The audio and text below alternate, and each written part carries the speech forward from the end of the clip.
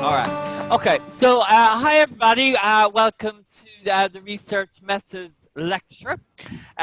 So, on the research methods today, this class would be a continuation from a previous class. So, obviously, if you're not sure about what I'm talking about exactly right now today, don't worry, because this would be part of a whole series of lectures. Okay, so obviously you are coming in the middle of a lecture series. So don't worry if all of this is a little bit unclear, or a lot of these words or a lot of these expressions are not clear for you, because if you were a part of the program, you would have been starting at the beginning.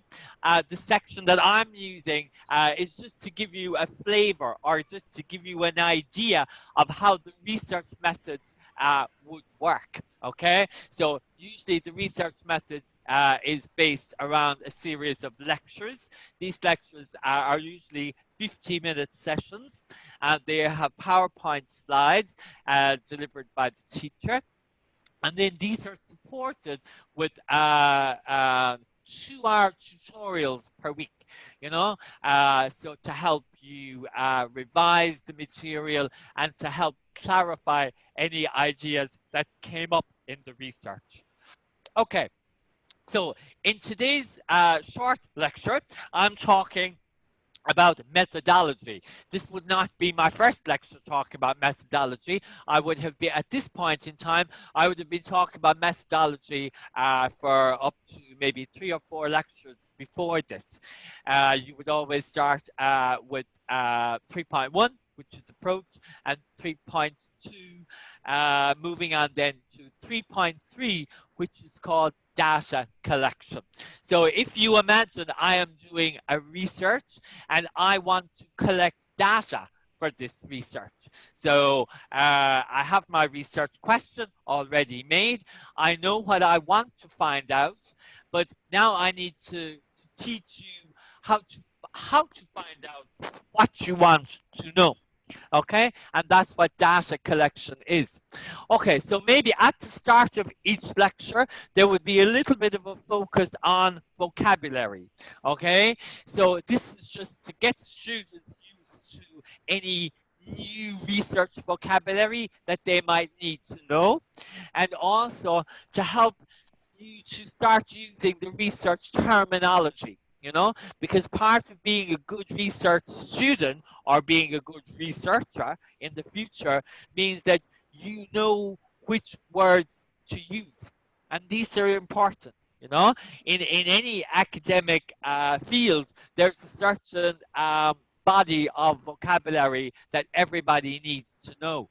In academic terms, it's called lexis, but for you, you just need to know it's called vocabulary. So here I have 6 words that will be key vocabulary in this section. So each part of the research has sort of a focus on the different vocabulary. But data collection, to start understanding the lectures on data collection, I would really need to know all of these words in detail. Because the lecturer is going to be using these words. If I don't know what they mean, it's going to be hard to follow him. Usually in the lecture, I would present the vocabulary, but then at the end of the lecture, of course, I would email the slides to the students. They would also be available on Moodle platform for the students to go back and look at the slides. And so you can revise this vocabulary in your own way and in your own time. This is really important. Some examples here. We have, for example, the second word on the list is respondents. Okay, up to this point, I might have just used the word participant or the subjects of the study. Part of the research program is all about developing your vocabulary, engaging with synonyms. So for example, if I want to write a research paper, I can't just keep using the word participants all the time. It becomes very monotonous. It's not good academic writing style, you know. So I'm just now introducing this other word, respondents. This is in addition to the word participant and subject, which you would already have heard in the previous lectures. If you look down at the fifth word, it says research instruments. Okay, so this means that the tools you would use to carry out your research. Here, instruments would be your questionnaire or your interview. Okay. Now, so at the beginning of the lecture, it's important to contextualize the vocabulary for the student and for the student themselves to start taking note of these words, because these are the words that will really help you to understand the lecture. Okay, so if I want to talk about data collection, in data collection, there is 4 main steps, okay? And for a good research, it's important that in my research, I discuss each of these 4 steps carefully. Okay, number 1, I should state what data collection I intend to use. Okay, then I should give some justification and limitations of this collection instrument. Now, don't worry, because later in the lecture, we will continue in detail about part 1. Then I would move to part 2, and here is where I give more details of my data collection instrument. Part 3, I should describe any practical difficulties. And part 4, I should mention any ethical issues. So, in other words, in today's lecture, these are the 4 steps that we are going to discuss, and we would discuss them one by one in detail. Okay, so in data collection, maybe number 1, the very first step is partly the most important thing.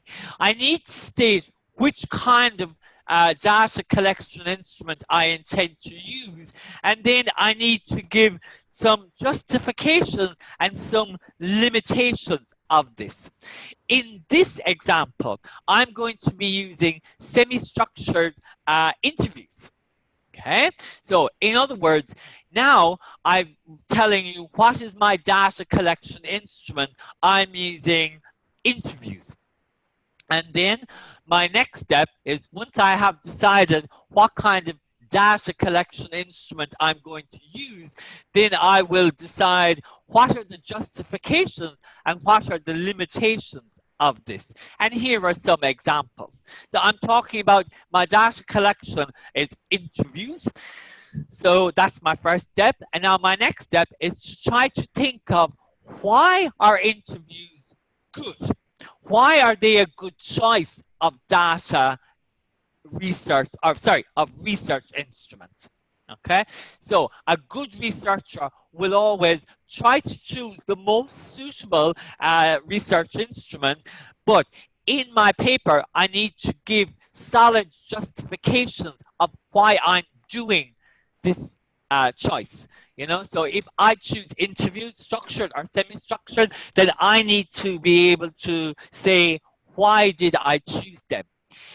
In language here, justification is a little bit like saying advantages, you know?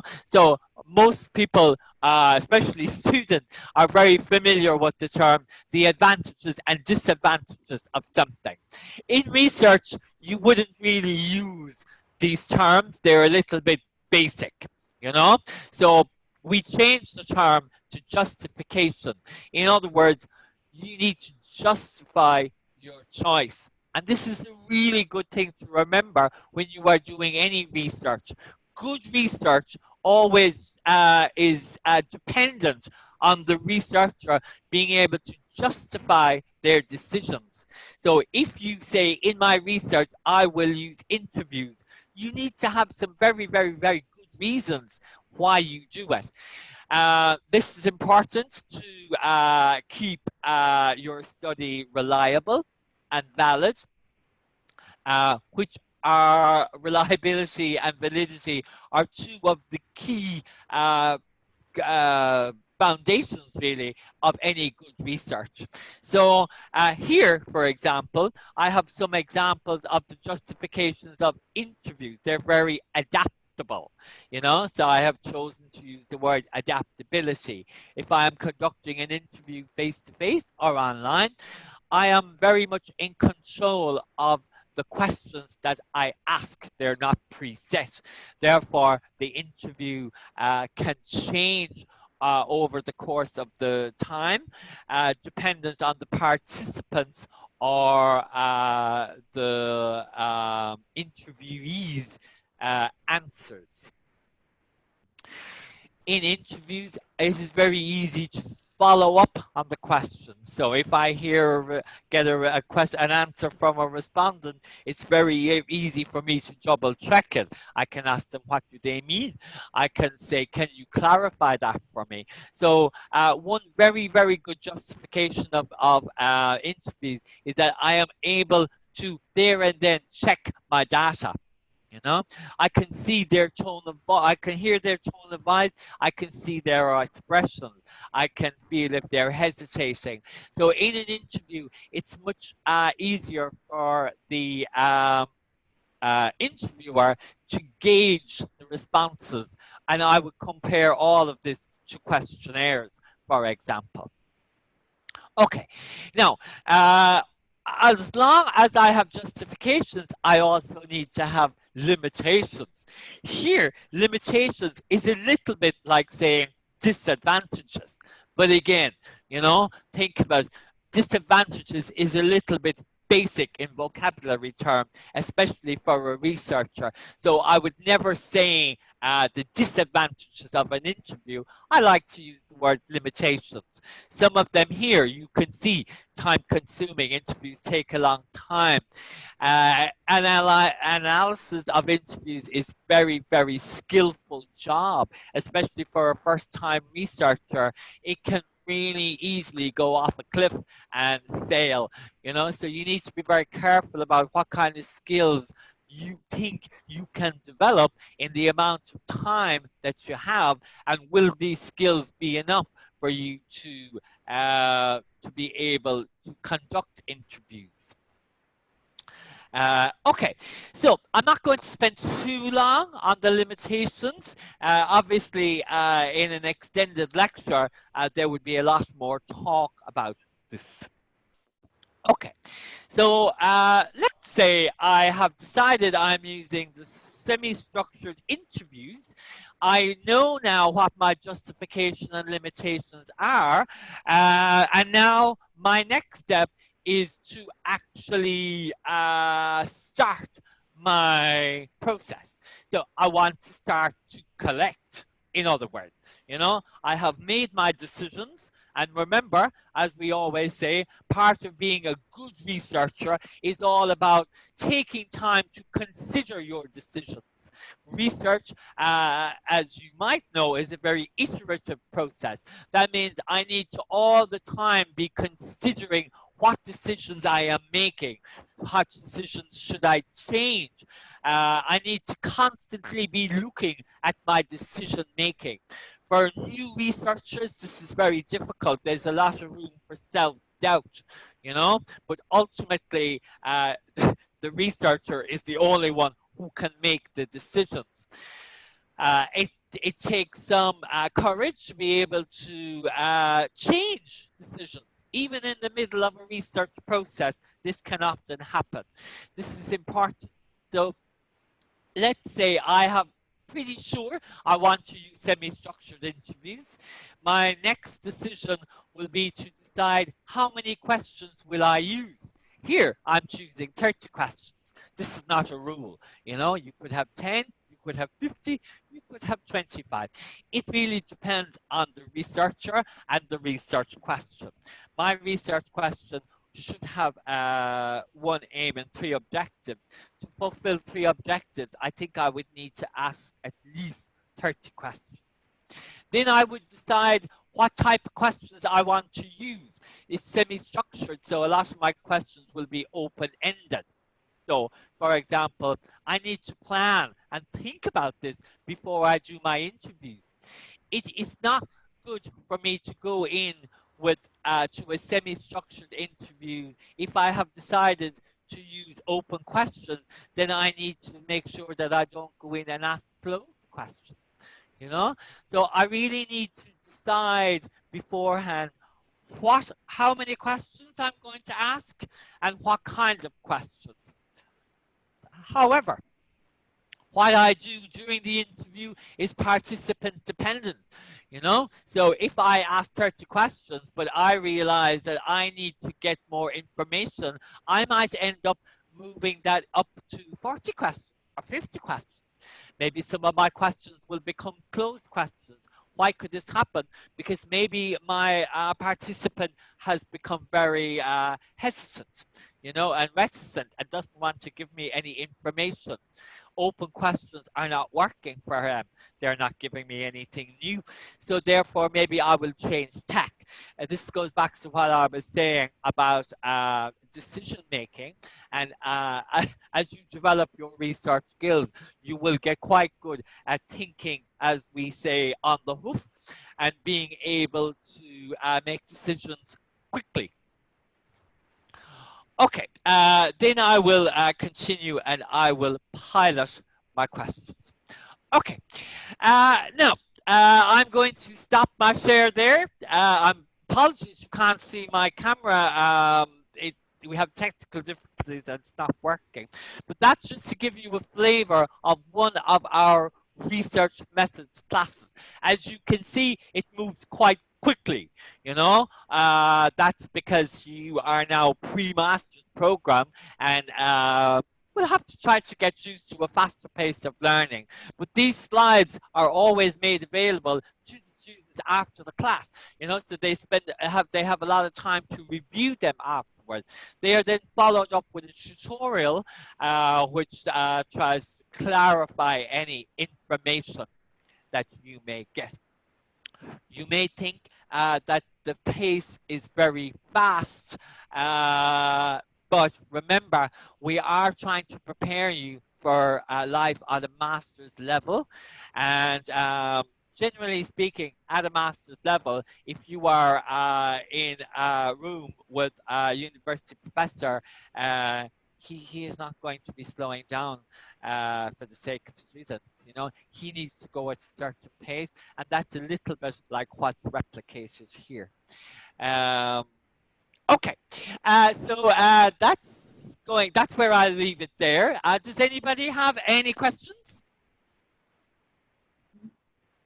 Would you say, sorry, Dennis, that the research methods is a vital important, it teaches a skill set that's vitally important for continuing in a master's capacity?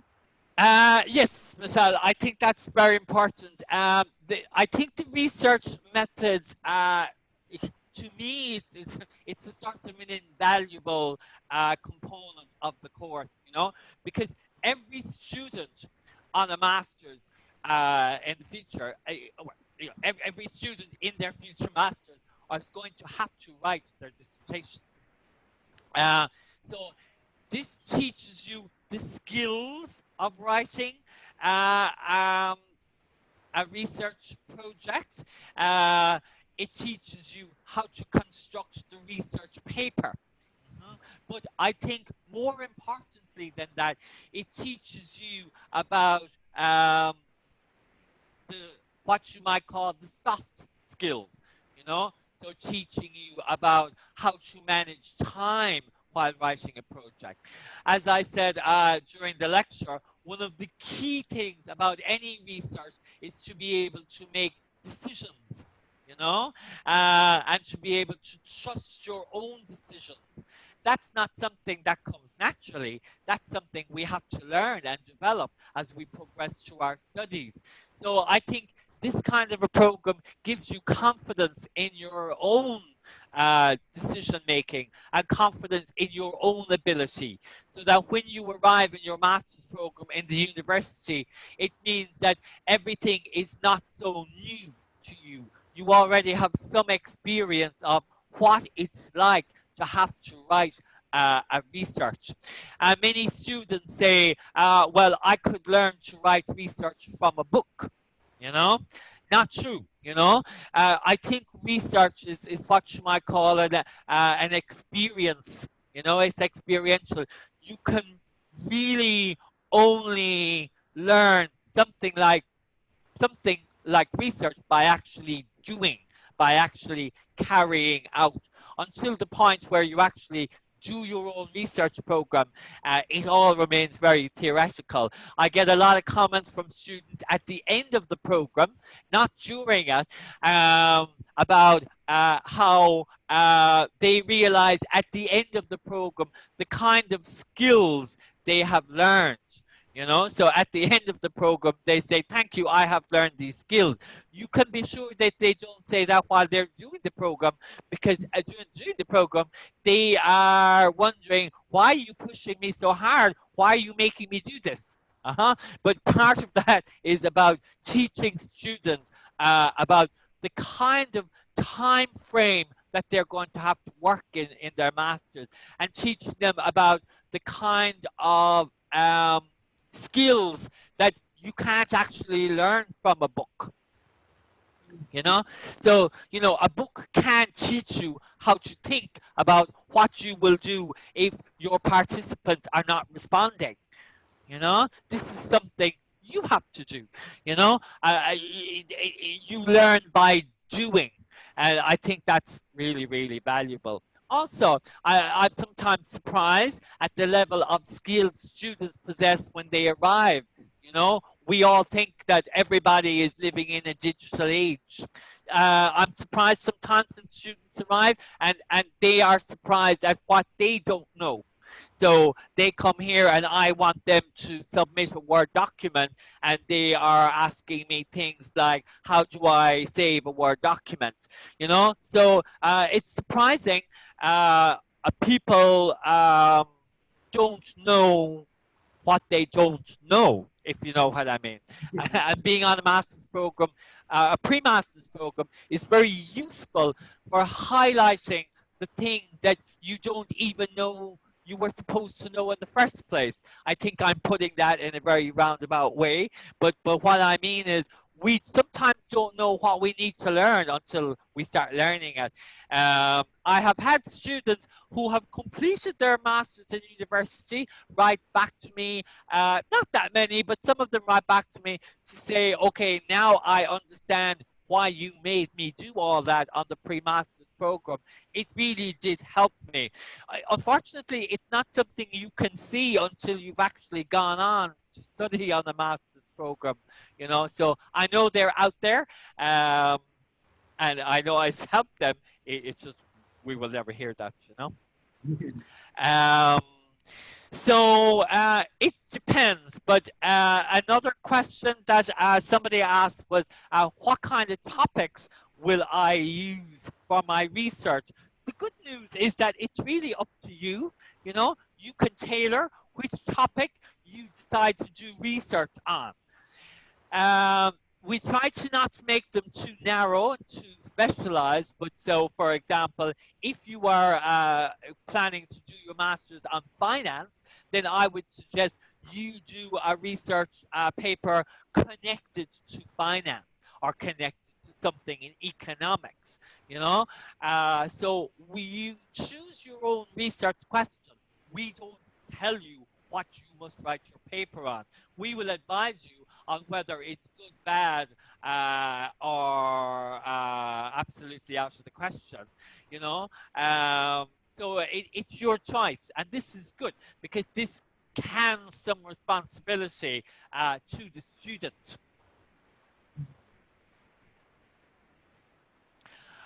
Okay, any other questions? I see a question in my chat box, which is from Tobid. I hope I'm pronouncing your name correctly. If I'm not, you can give a shout out and correct me. Are we offering any scholarships to international students? Yes, that's a good question. So I'll just type back to you to check with Nerily at DIFC dublin.ie. So I'll just put her name and email in the chat box. I think you probably already have her thing.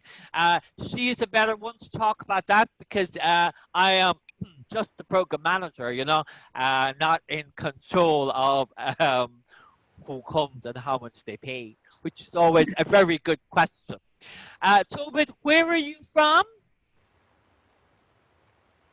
I think he's not there. Anyway, doesn't matter. Okay. Any other questions? And if you do, just email them to Nerily. She will be happy to answer them. Okay, so I'll have to end the meeting now. And thank you all for coming. And bye to Michelle. Thanks, Dennis. That was You're very welcome. nice. No problem. Talk to you later.